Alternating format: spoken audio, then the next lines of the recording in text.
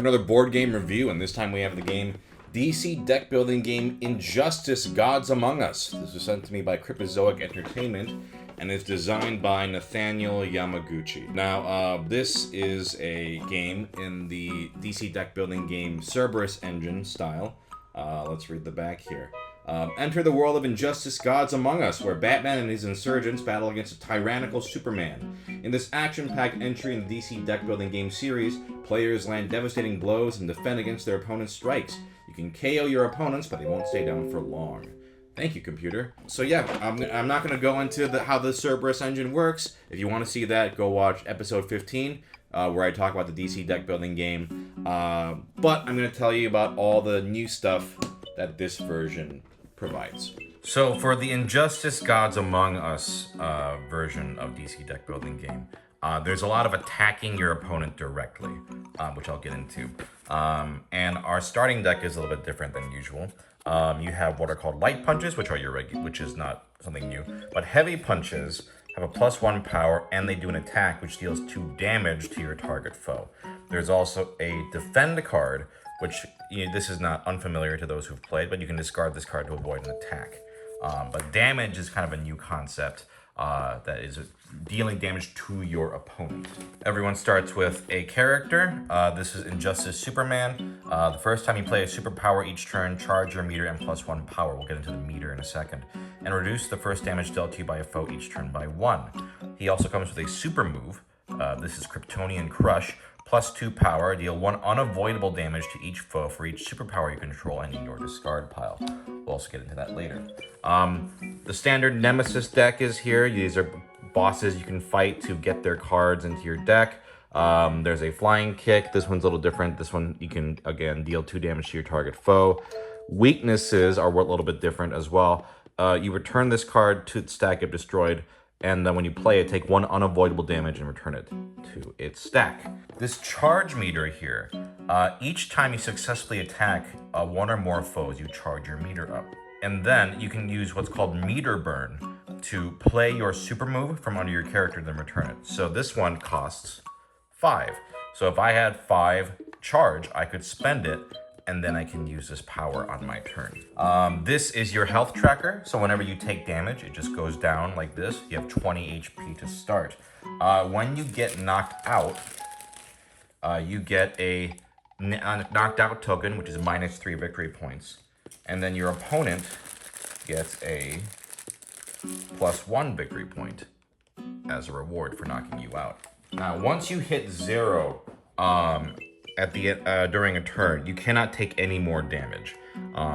So it's not like you can just get a ton of extra damage on top of the 20. Once you hit 0, you can't be hurt anymore. And I mentioned before, these heavy punches, this is an example of a card that can deal damage. So if I play this card as an attack, I can deal 2 damage to my opponent. Some cards will let you heal, and then you just heal accordingly. If you get knocked out to 0 at the end of your turn, or not the end of your turn, during the end of turn procedure, you'll reset your health back to 20. So there's that. And then let me find an example of another charge meter card. So here's one. Here's Injustice Atom Smasher. He's +2 power when you play him, but meter burn, you spend 3 charge, you can get +2 more power. Now the game ends if the last knockout token is given out. You have a certain number of KO tokens, depending on the number of players you have. Or if the last Nemesis gets defeated, or if you run out of cards to refill the lineup with. But otherwise, it's pretty much the same game as usual. It's just you now have this way to attack your opponent. Now, what unavoidable damage means is you can't block this in any way. Because like a regular heavy punch, you could play a defend card or a defense card to block it. Yeah, so let's look at some examples of cards here. There's Parasite.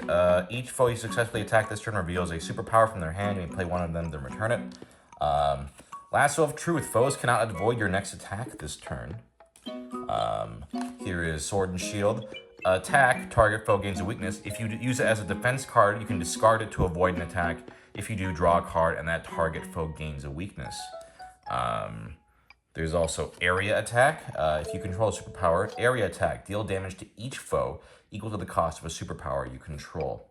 So yeah, that's pretty much it. I guess I'll show you also some examples of the other characters. I'm not going to show you all of them because there are a lot of them, but you got like, here's the Flash. When you are attacked for the first time each turn, you may discard a card. If you do, draw a card. Each time you draw one or more cards during your turn, charge your meter. The Joker. The first time you destroy a card each turn, charge your meter. Once during your turn, if you dealt 5 or more total damage to any foe this turn, look at the top card of your deck, destroy it, or draw it. Green Arrow. The first time you play an equipment each turn, charge your meter and reveal the top card of your deck. If it's an equipment, draw it, otherwise discard it or return it. Again, kind of just standard, you've seen these powers before. Well, not exactly these powers, but these type of oversized power cards before. But, they add a lot of variety. There are also some optional variants you can do. There's like an advanced mode, there are locations, things like that. But this is basically how the base set works.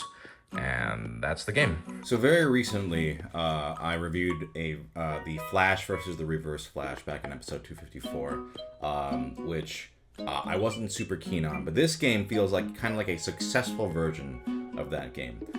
It feels like a really successful implementation of the KO concept from the Epic Spell Wars game, deck building game that I reviewed back in episode 186.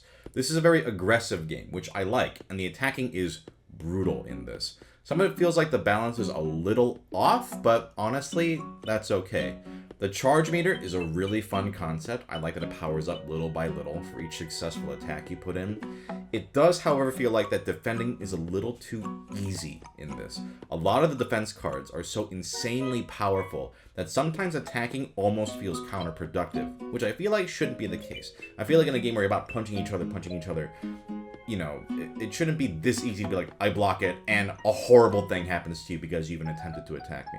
It should feel more like a tug of war of risky hits, dodges, but it feels a little lopsided towards defense in my opinion. Something I do appreciate, though, is that the game feels balanced in its pacing, and you're usually fighting the nemesis, and at the same pace that you're hitting each other. It doesn't feel like the game ends too early one way or another. That was something in the Flash game I didn't like, where you just kind of tore through the lineup deck way too quickly and it was done. The pace feels good in this. Anyways, this is it's a fun one. I like attacking each other. I like how powerful the attacks are. The charge meter is really satisfying and doesn't overcomplicate the game. It's still the same game that people love, but just some more combat involved. If you like the DC deck building game, this really does feel like they finally got a couple of concepts that they've been working with, like in the Flash game or the Epic Spell Wars game, in these other spin-offs, but finally I feel like they got it right in this version.